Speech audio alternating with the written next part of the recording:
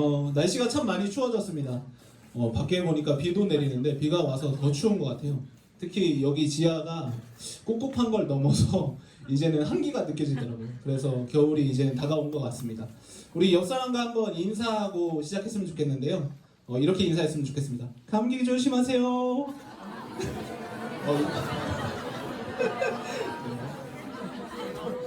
요 광고를 알면 여러분들 나이를 좀 생각해 보시면 좋을 것 같고 모르신 분들은 앞으로 청년부에서 열심히 신앙생활 하시기 바라고요. 네, 제가 겨울이면 정말 좋아하는 행동이 하나 있습니다. 뭐냐면 제가 좀 추위를 싫어해서 집에서 추위를 피해서 이렇게 머물러 있는 걸 굉장히 좋아해요. 행동이라고 하긴 좀 뭐하지만 집에 머물러 있는 걸 되게 좋아합니다. 근데 그 중에서 하나 더 뭐가 있다면 이불 속에 들어가서 귤 까먹는 맛. 네. 공감하시는 분들 있죠? 여기 집순이 집돌이들이 많거든요.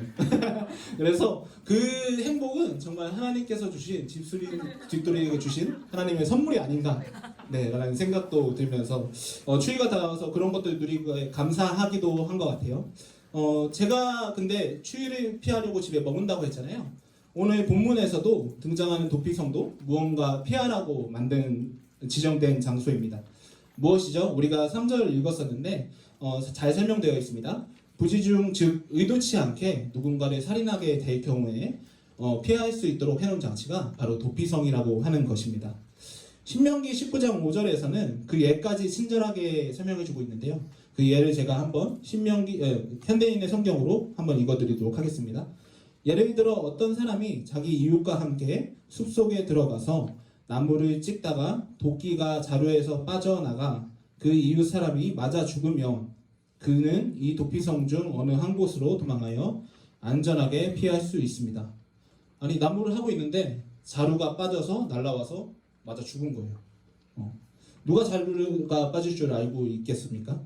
이렇게 부지중에 의도치 않게 실수로 살인한 사람들을 피할 수 있게 하는 것이 바로 도피성인 것입니다.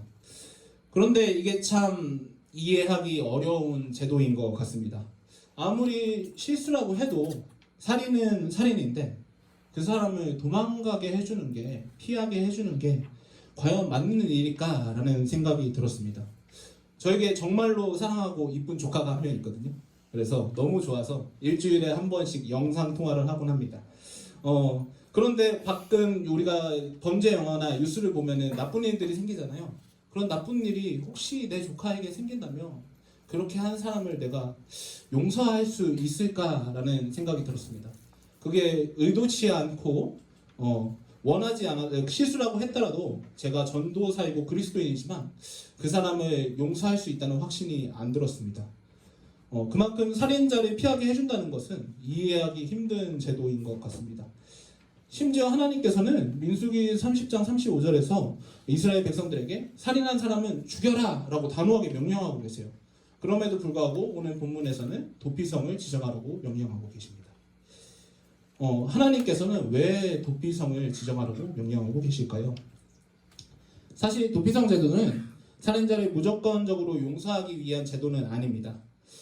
실수이기에 보복성으로 죽임당한 것을 막아준과 동시에 실수한 사람이 하나님 앞에 올바르게 심판받을 수 있도록 그렇게 만들어주는 장치가 바로 도피성이라고 할 수 있습니다.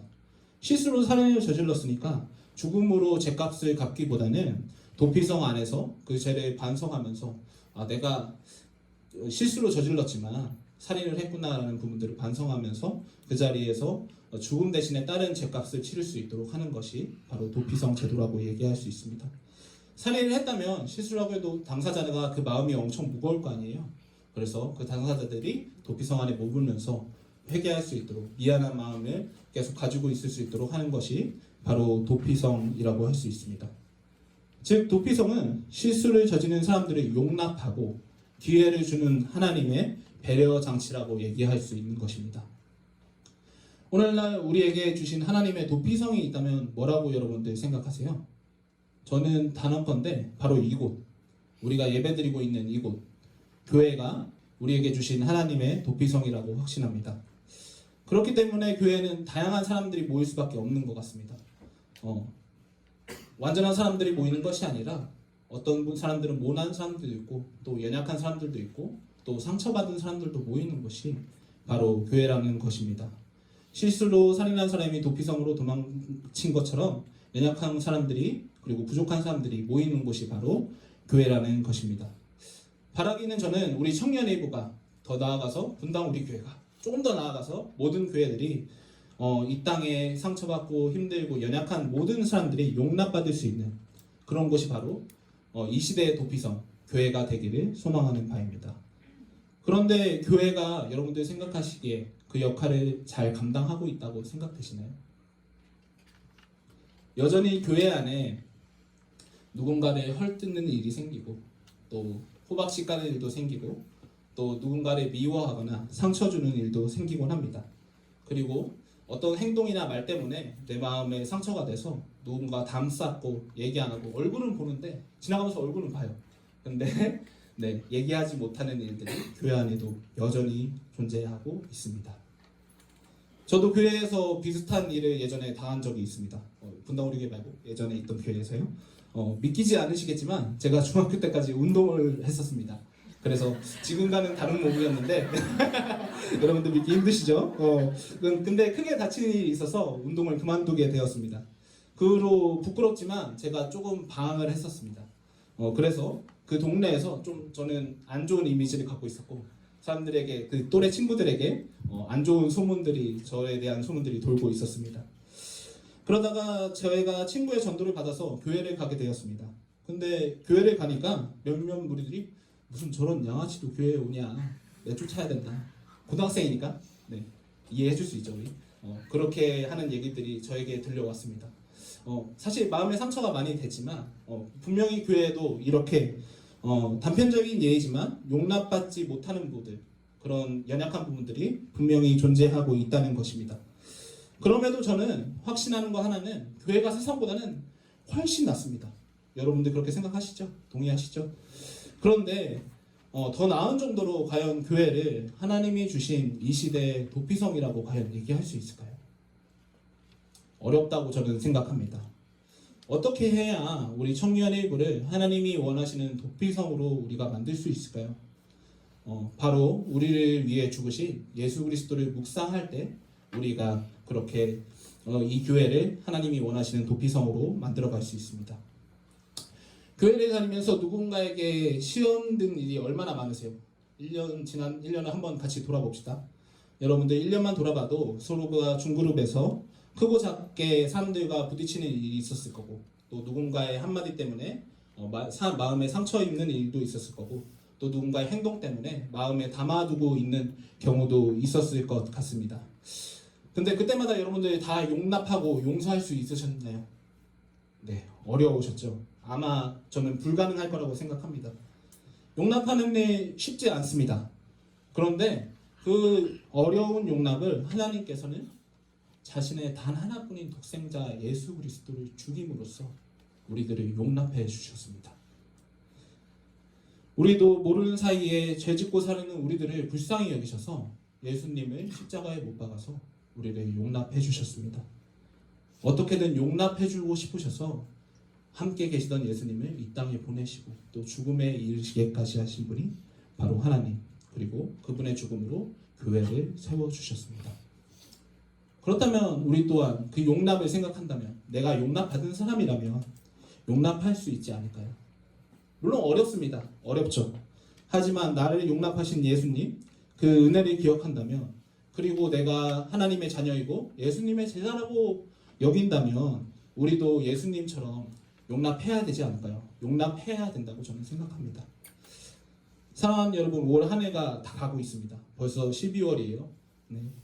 한 해를 돌아보면서 내가 하지 못했던 일들이 있는지 이 시간 한번 돌아보셨으면 좋겠습니다. 사실 잘 생각해보면 우리가 용납하지 못한 일들은 큰일이 아니라 대부분 사소한 일들이에요. 누군가의 말실수나 행동으로 마음이 상했을 수도 있고요. 또 어떤 사람들의 연약한 행동들 때문에 우리 마음 가운데 상처가 남은 경우도 있을 것입니다. 그런 일들 잊어줍시다. 이 시간에 여러분들이 예수님의 마음으로 그들의 실수를 너그러이 잊어주셨으면 좋겠습니다. 근데 어떻게 하는 게 잊어주는 걸까요? 간단한 거지만 여러분들에게 제안해보고 싶습니다.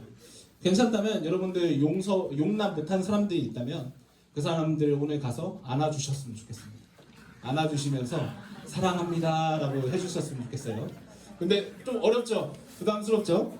그런 것들을 위해서 제가 하나 더 준비했습니다. 가서 몰래 뒤에 가서 손을 한번 잡아주시는 거예요.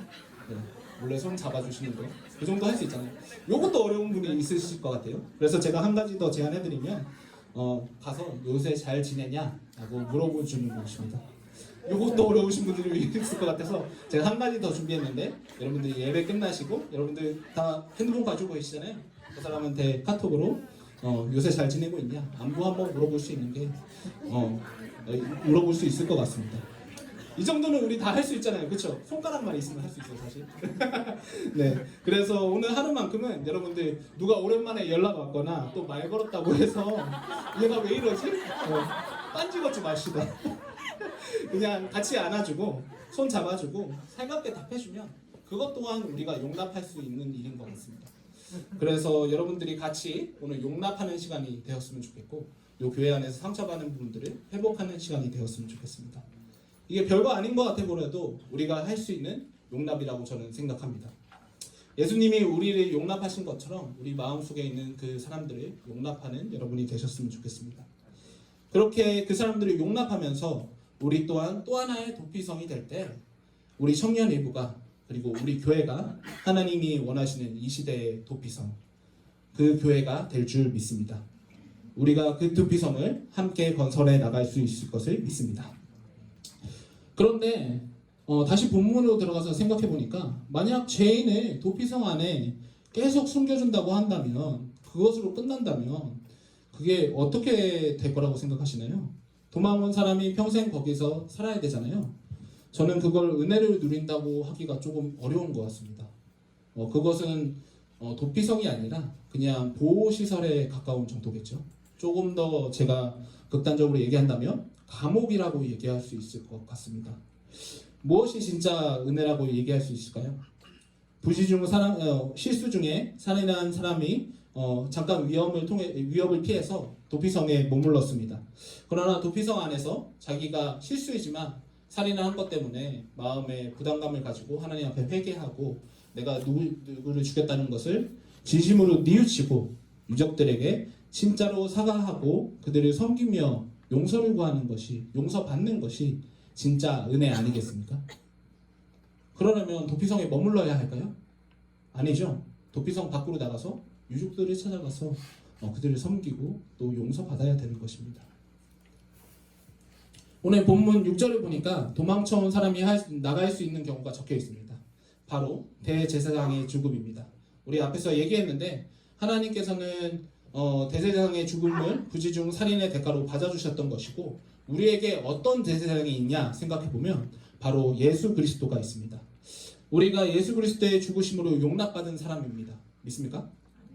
그렇다면 우리도 밖으로 나가야 되지 않겠습니까? 그냥 우리가 교회에 머물러 있다면 감옥에 갇힌 거나 다를 바 없을 것입니다. 우리 또한 나가서 용납받은 사람들이기 때문에 세상을 용납하기 원하고 또 예수님이 내가 용납받은 사람이고 예수님이 당신 또한 용납하시기 원한다고 증거하는 것이 진짜 은혜가 아니겠습니까? 깨끗한 물이 더러운 물에 계속 흘러가면 그 물은 정화가 된다고 합니다. 네. 근데 깨끗한 물이 그 한 자리에 계속 머물러 있으면 그 물은 수질이 나빠지고 결국엔 썩은 물이 돼버립니다. 사랑하는 여러분, 예수 그리스도를 용납하시는 은혜 교회 안에서 우리만 누린다면은 그것은 하나님이 원하시는 도피성이 될 수 없습니다. 말씀드린 것처럼 우리는 썩어버리고 말 것입니다. 사랑을 여러분들이 세상으로 흘려보내 주시기 바랍니다. 당신도 용납받을 수 있다고 전해주시기 바랍니다. 그리고 여러분들이 그들을 용납해 주셨으면 좋겠습니다. 네. 그렇게 될 때 어떻게 되겠습니까?